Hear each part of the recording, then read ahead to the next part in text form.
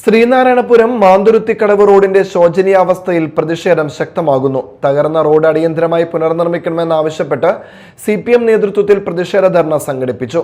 റോഡിന്റെ പുനർനിർമ്മാണം പൂർത്തിയാകുന്നതുവരെ സമരപരിപാടികളുമായി മുന്നോട്ടു പോകുമെന്ന് CPM നേതൃത്വം അറിയിച്ചു.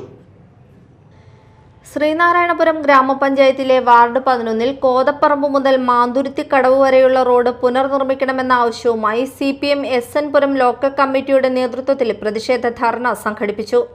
ദേശീയപാത 66-ന്റെ നിർമ്മാണത്തിനായി കോട്ടപ്പുറം നദിയിൽ നിന്ന് ഡ്രഡ്ജിംഗ് വഴി ശേഖരിച്ച മണലും നിർമ്മാണ സാമഗ്രികളും ഈ റോഡിലൂടെയാണ് ടോറസ് ലോറികളിൽ കൊണ്ടുപോയിരുന്നത്. ഇതോടെ ടൈൽ വിരിച്ച 185 മീറ്റർ റോഡും 700 മീറ്റർ ടാർ റോഡും ഉൾപ്പെടുന്ന പഞ്ചായത്ത് റോഡ് ഗുരുതരമായി തകർന്നതായി നാട്ടുകാർ ആരോപിക്കുന്നു. റോഡ് പുനർനിർമ്മിക്കുമെന്ന വ്യവസ്ഥയിൽ ദേശീയപാത നിർമ്മാണവുമായി ബന്ധപ്പെട്ട് ഗ്രാമപഞ്ചായത്തും സ്വിസ് ഇൻഫ്രാ വെഞ്ചർ കമ്പനിയും കരാറിൽ ഏർപ്പെട്ടിരുന്നുവെങ്കിലും കരാർ കാലാവധി അവസാനിക്കാറായിട്ടും റോഡ് നന്നാക്കാൻ നടപടി സ്വീകരിച്ചിട്ടില്ലെന്നാണ് പ്രതിഷേധക്കാരുടെ ആരോപണം. പുഴയിൽ നിന്നും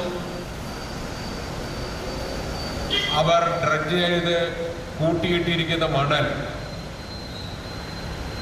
പഞ്ചായത്തിന്റെ അധീനതയിലുള്ള റോഡുകളിലൂടെയാണ് കൊണ്ടുപോകേണ്ടത്. 40-50 ടൺ ഭാരമുള്ള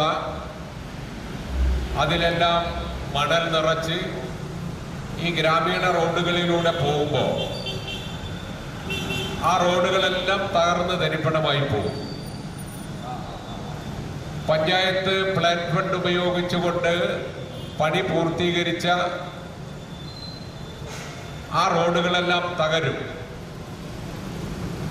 പഞ്ചായത്തിന്റെ നിയമപ്രകാരം